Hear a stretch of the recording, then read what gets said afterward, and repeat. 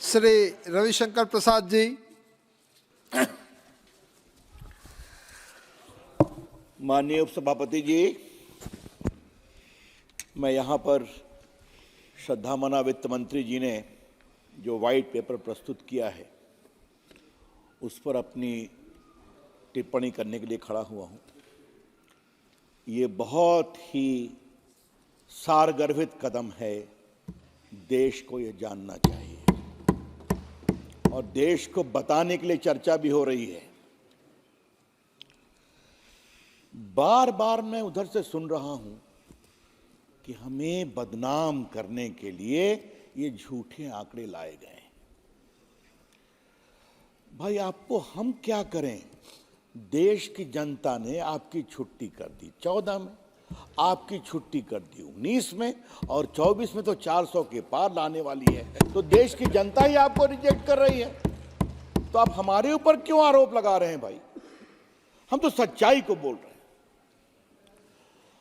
माननीय सभापति जी, आज का दिन बहुत महत्वपूर्ण दिन है क्योंकि इस पूरे उसमें इकोनॉमिक रिफॉर्म की भी चर्चा है और मैं अपने प्रधानमंत्री नरेंद्र मोदी जी का अभिनंदन करूंगा कि देश की अर्थव्यवस्था में रिफॉर्म के सूत्रधार नरसिम्हा राव जी को उन्होंने भारत रत्न की आज घोषणा की है। और आज मुझे अनुमति दीजिए बोलने के लिए। वो कांग्रेस के नेता थे, उस पार्टी के अध्यक्ष रहे, उस पार्टी के प्रधानमंत्री थे, उस पार्टी के मुख्यमंत्री थे, लेकिन उनके शव को कांग्रेस पार्टी के दफ्तर में भी नहीं जाने दिया गया था। ये क्या है? और आज जब मैं उनको भारत रत्न मिला है अध्यक्ष जी, तो आपकी अनुमति से मैं एक बात और कहना चाहूंगा। सरदार पटेल मरे 1950 में, उनको भारत रत्न मिला 1991 में। याद करिए, जो व्यक्ति देश का रत्न था, देश को जोड़ने वाला था, उसको मिला भारत रत्न 1991 में। मौलाना आजाद मरे 1960 में, उनको मिला भारत रत्न 1992 में। कौन थे प्रधानमंत्री? नरसिम्हा राव। और अगर उस समय परिवार का प्रधानमंत्री आता तो यह काम भी अटल बिहारी वाजपेयी सरकार को ही करना पड़ता। यह भी आज सदन में कहना जरूरी है।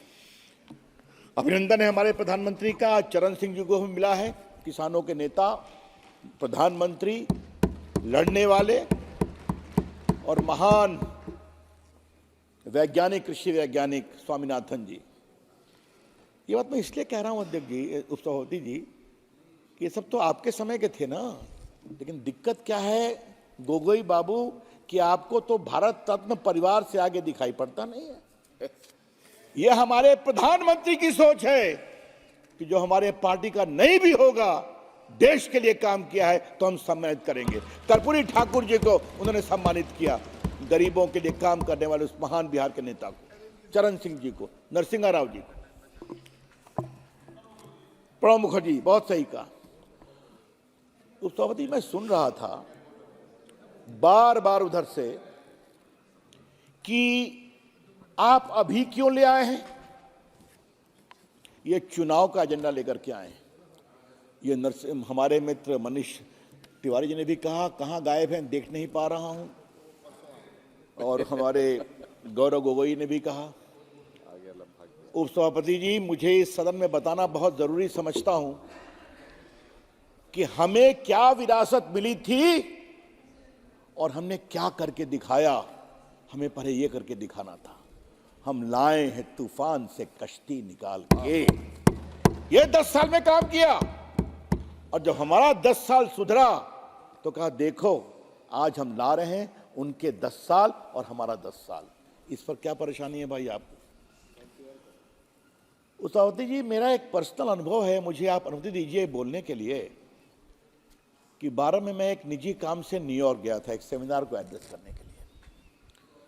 उस समय मैं उस सदन का विपक्ष का उपनेता था अपनी पार्टी का, स्वर्गीय अरुण जेटली नेता थे। तो मालूम हुआ मैं आया हुआ हूं तो बहुत बड़ी संख्या में भारत में पूंजी निवेश करने वालों ने कहा, हम रविशंकर जी से मिलना चाहते हैं। एक लॉ फर्म में हमारी मीटिंग कराई गई, 200-250 लोग आए। क्या हमारा पैसा सेफ है क्या? और सर उनके तरह हम नहीं है कि लंदन और अमेरिका में जाके भारत की आलोचना करते हैं। हम अटल बिहारी वाजपेयी के संस्कार के लोग हैं। विदेश जाओ तो देश की आलोचना कम करो। इतना भ्रष्टाचार, इतनी लूट हम क्या करें? Is our money safe? Should we withdraw our money? हमने समझाने की कोशिश की। उसके बाद एक व्यक्ति ने कहा, mister Prasad, we know your party, when your party is coming to power. हमने कहा, have patience, in 2014 we are coming. उन्होंने कहा, इज इट सो? हमने कहा, यस। कहा, देन वी ट्रस्ट यू। ये कहानी वहां से शुरू होती है सर। ये जानना और समझना जरूरी है सर। ये 10 साल की कहानी क्या है? India has change from fragile 5 to powerful 5। ये है 10 साल की कहानी। मनीष जी बोल रहे थे, आपने किया क्या? मनीष बाबू, हमने यही किया कि आप जो 11वीं इकोनॉमी छोड़ करके गए थे, पॉलिसी पैरालिसिस, करप्शन, फ्रेजिलिटी, हम उसको दुनिया की 5वीं इकोनॉमी पर ले गए और 2 साल में 3री लेकर के आएंगे। ये हमने करके दिखाया।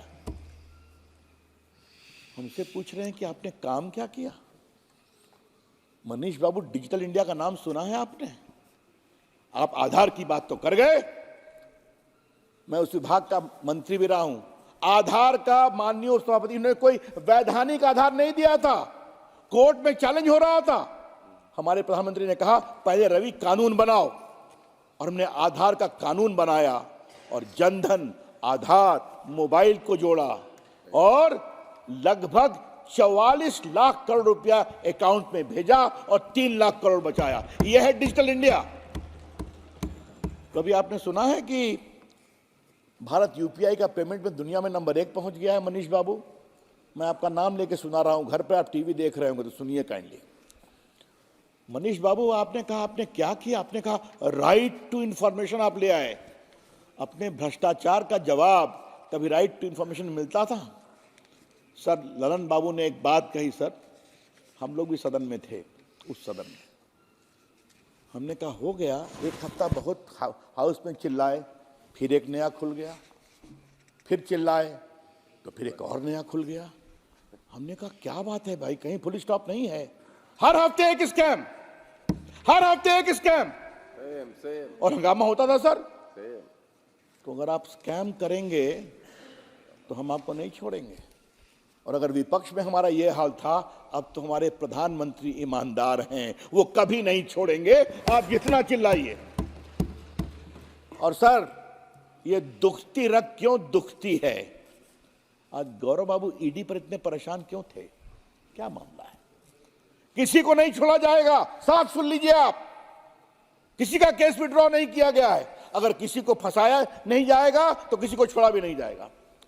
लेकिन सर, मुझे एक बात आश्चर्य लगती है, ये लोग बार बार ईडी सीबीआई को किए रहते हैं। सर, मुझे ये बताइए, जो बंगाल में किसी के घर से 60 करोड़, किसी के घर से 70 करोड़ निकलता है, उनको बेल मिलता है क्या? वही भी जेल में है ना। अपने बंगाल के मित्रों से पूछता हूँ, एक ही कितना आशेन, तो बोलते हैं जेल में ही है। छत्तीसगढ़ वाले भी जेल में हैं सर। झारखंड वाले जेल में चले गए। दिल्ली वाले सर, डिप्टी सीएम 1 साल से जेल में है, बेल नहीं मिला। वो हमारे एक सांसद मित्र हैं सर, बहुत कड़ी बड़ी बड़ी बातें करते हैं, वो भी 6 महीने से जेल में हैं। तो जेल में क्यों है? कोर्ट देख रहा है ना, हाई कोर्ट भी गए, सुप्रीम कोर्ट भी गए, क्योंकि अगर आप भ्रष्टाचार करेंगे तो आप फंसेंगे। कृपया करके ईडी को आप इस तरह से शाप देना बंद करिए, मैं इतना ही कहना चाहता हूं। सर, मैं आपको क्यों यह कह रहा हूं, इस रिपोर्ट में सर, जो व्हाइट पेपर है सर, ये भारत की अर्थव्यवस्था की क्यों हुई सर? ये भारत का विश्वास क्यों डोला? मैं इस पर थोड़ा आना चाहता हूं। और सर, चर्चा बहुत हुई, माननीय हमारे गोड्डा के सम्मानीय सांसद जी ने की, निशिकांत जी ने की, ललन बाबू ने की, बाकी लोगों ने की। सर, ये बताइए कि इन्होंने क्या सोच लिया था कि हर जगह घोटाला करेंगे क्या? सर, एक बहुत बड़ा भारतीय संस्कार और संस्कृति में एक शब्द है पंच तत्व। ये जीवन पंच तत्व से बना है। ये पंच तत्व क्या है सर? नभ, जल, थल, अग्नि, ये सब इससे बना हुआ है। आकाश। सर हमारे कई यहां बड़े बड़े मित्र हैं, साधक भी हैं, वो उसकी शास्त्रीय व्याख्या करते हैं। हेमा जी बहुत अच्छी सृजनात्मक प्रतिभा की हैं, वो अपने नृत्यों में इसकी चर्चा करती हैं। लेकिन सर हमारे कांग्रेस और उनको मित्रों ने पंच तत्व का नया सिद्धांत निकाला। पंच तत्व का सिद्धांत जब तक सफल नहीं होगा, जब तक पांचों तत्वों में भ्रष्टाचार नहीं करेंगे, एक को भी नहीं छोड़ेंगे। और कमाल कर दिया सर, एक को भी नहीं छोड़ा। मैं गिनाता हूं सर। थल पे आइए, कॉमनवेल्थ घोटाला, आदर्श घोटाला। ये पाताल में भी चले गए, वहां कोयला घोटाला। ये समुद्र के अंदर पानी में चले गए, वहां सबमरीन घोटाला। ये आकाश में चले गए सर, पिलाटिस घोटाला, हेलीकॉप्टर घोटाला, और ऑगस्टा वेस्टलैंड, और सर वायु स्पेक्ट्रम घोटाला, कुछ ने। और सर अग्नि घोटाले के बारे में बार बार ये लोग कहते हैं। एक व्यापारी का नाम लेते हैं सर, पता नहीं इनको क्या प्यार हो गया उनसे। अगर वो केरला जाएंगे, बंगाल जाएंगे, छत्तीसगढ़ जाएंगे, राजस्थान जाएंगे, तो इनकी सरकार ने उस व्यापारी से हजारों करोड़ का काम किया, अभी भी चल रहा है। मैं नहीं कुछ बोलूंगा उसमें।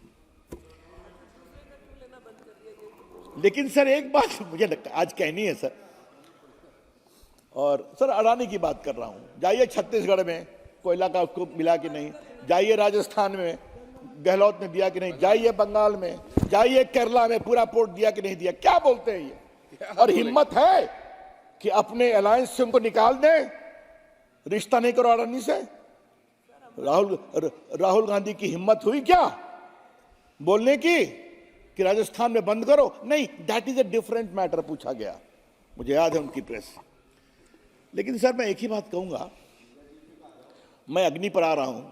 हाँ, मेरे मित्र ने जिया जी की बात कही सर, तो सर मैं एक ही बात कहूंगा कि एक बार राहुल गांधी जी बीकानेर जाए सर, और उनको उचित लगे तो हमारे माननीय अर्जुन मेघवाल जी को ले लें सर, दूर से लें, और सर उन गांवों में जाएं जहां जमीन ली गई है सर। वहां उन किसानों से दूर से भी सुनेंगे तो वहां से एक ही आवाज आएगी, वाड्रा वाड्रा वाड्रा वाड्रा वाड्रा। क्यों?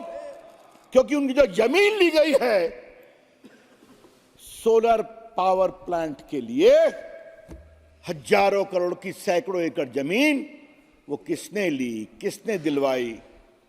हरियाणा के मुख्यमंत्री हों या राजस्थान के मुख्यमंत्री हों सर, तो हमेशा मैं एक ही बात कहता हूं सर,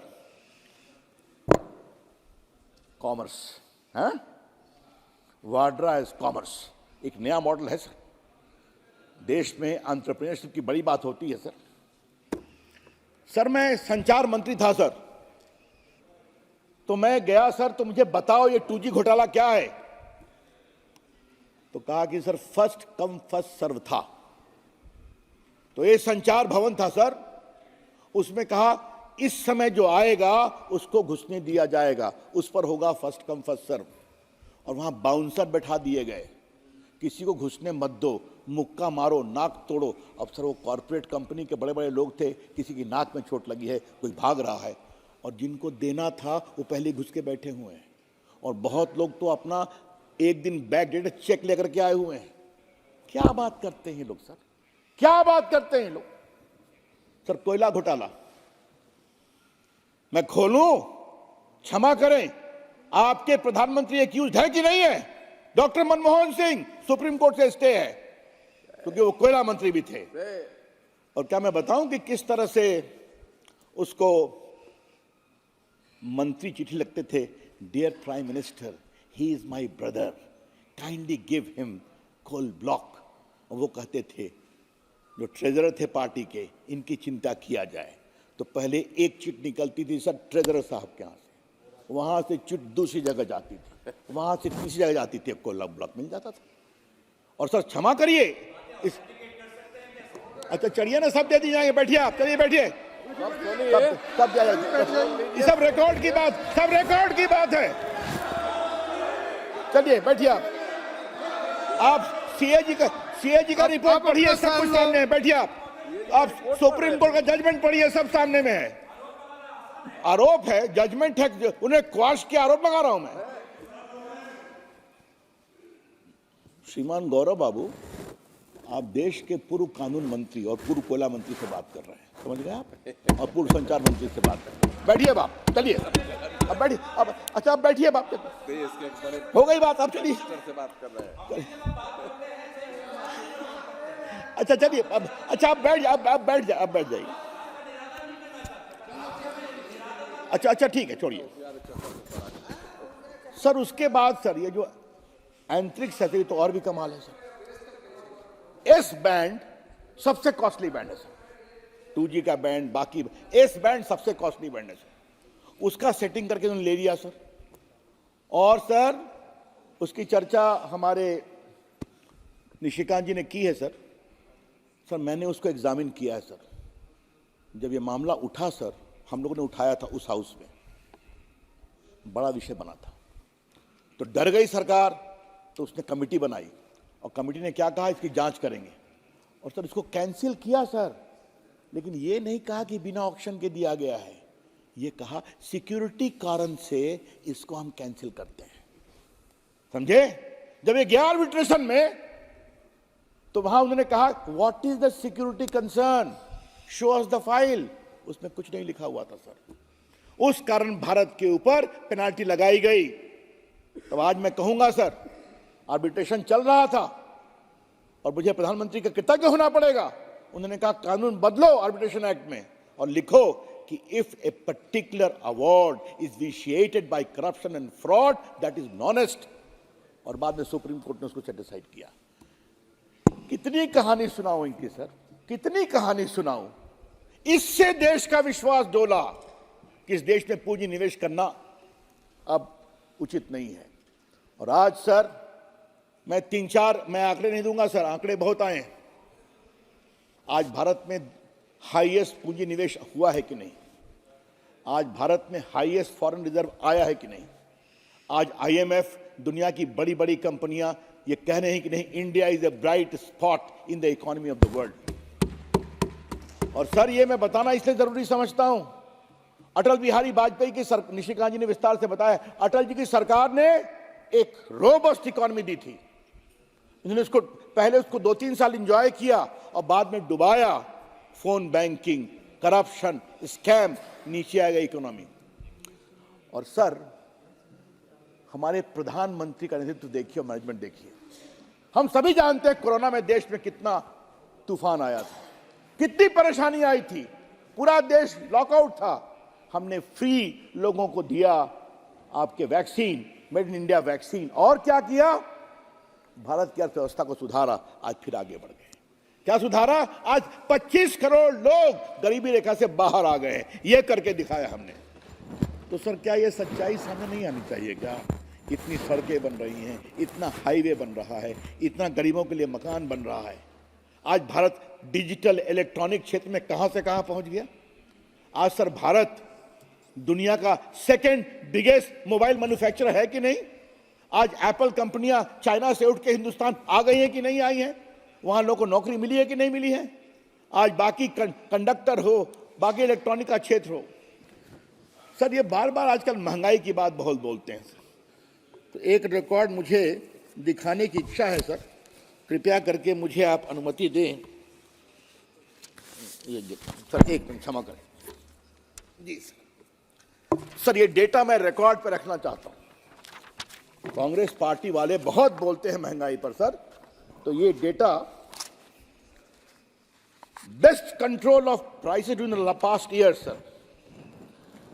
2004 में सर महंगाई दर थी 3.9%, फिर 5 में 3.8%, 6 में 4.4%। ये 3 साल में अटल जी की सरकार का अच्छा काम खत्म हो गया। अब आइए सर, 9 में 9.1%, 10 में 12.3%, 11 में 10.5%, 12 में 8.4%, 13 में 10.2%, 14 में 9.5%। और मोदी जी सरकार में आते हैं सर 15 में 6.0%, आज है 5.5%।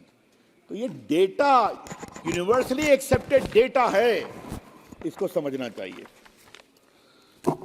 देखिए, मैं कांग्रेस के लोगों से एक ही बात कहूंगा, भ्रष्टाचार करते भी हैं और भ्रष्टाचार का महिमा मंडन भी करते हैं। सर, इसमें पूरे सूची में एक सूची ये भी है सर कि रेलवे में किस तरह से नौकरी के बदले जमीन दी गई सर, और ऐसे लोगों को दी जो सजा याफ्ता है सर। सर, मेरा एक सौभाग्य रहा है, दुर्भाग्य रहा है सर, बिहार के कुछ बड़े बड़े घोटालों को बहस करने का सौभाग्य मुझे मिला है। चारा घोटाला, अलकतरा घोटाला, एक आध में बाबू ललन सिंह भी हमारे साथ थे सर। उसमें जेल हुई, लोगों को सजा हो गई है, कन्विक्शन हो गया है। हमने कहा भाई एक बार कन्विक्शन हो गया तो दूसरा तो नहीं होना चाहिए था ना, अभी भी हुआ चला जा रहा है, बड़े चले जा रहे हैं। अब कापर करूं सिंगार, हमारे बिहार में कहावत है सर, दूसरी लाइन कभी जनार्दन जी बोल देंगे सर। क्या करें सर, और उसका वो करते हैं महिमा मंडन। किसके नाम पर? धर्मनिरपेक्षता के नाम पर। किसके नाम पर? समाजवाद के नाम पर, सामाजिक न्याय के नाम पर, जो आपके परिवार का खाली सामाजिक न्याय है। सर, आप मुझे देख रहे हैं, शायद मैं 20 मिनट बोल गया तो मुझे लंबा नहीं बोलना चाहिए, मैं समाप्त करूंगा सर। ये दुनिया के सामने बात आनी चाहिए। और ये जो व्हाइट पेपर है सर, हमें भी संसद के सदस्य हुए कुछ समय हो गया, आपका भी बहुत लंबा समय है सर। व्हाइट पेपर हाउस में कम आता है। ये व्हाइट पेपर आने वाले संसदीय इतिहास का एक मील का पत्थर बनने वाला है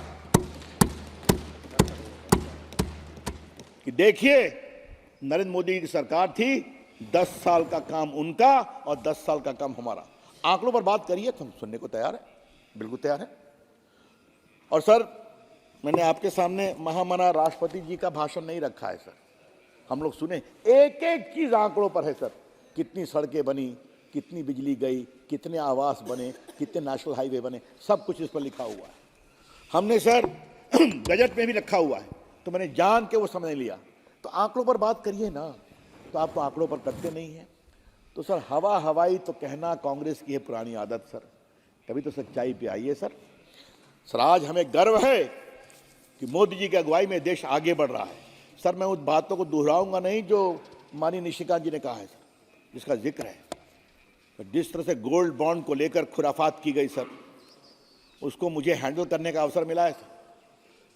सर, ये तो मैंने शर्मिंदगी कभी नहीं देखी। मैं रिपीट करूंगा कि हमारी सरकार जीत गई है, रिजल्ट अनाउंस हो गया है, नरेंद्र मोदी जी फॉर्मल पीएम का स्थान लेने वाले हैं, और आपने एक्टिंग रूप में सब कुछ पार कर दिया कि जाओ बाहर से ले आओ, गोल्ड ले आओ, हीरा ले आओ, डायमंड ले आओ, और फिर गो बैक।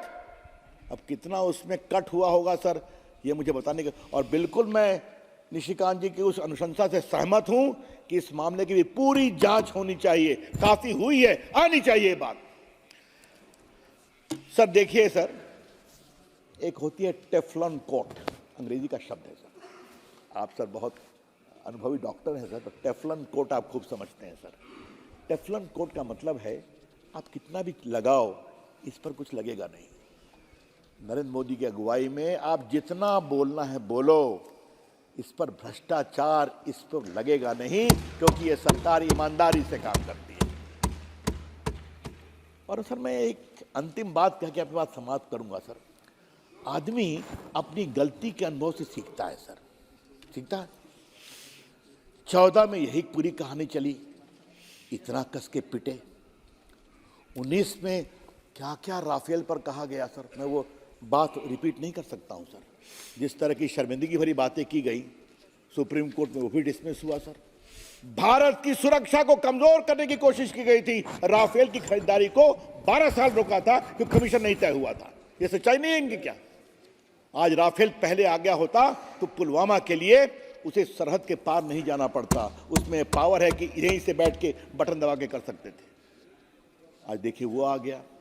अब नया क्या, तो बस एक व्यक्ति का नाम, तो मैं कहूँगा श्रीमान राहुल गांधी जी, आपका रिकॉर्ड बहुत घिसा पिटा हो गया है, कुछ तो नया रिकॉर्ड बजाइए, या हम मान लें कि मोदी जी के खिलाफ बोलने के लिए आपका कोई रिकॉर्ड नहीं बचा है, तो वही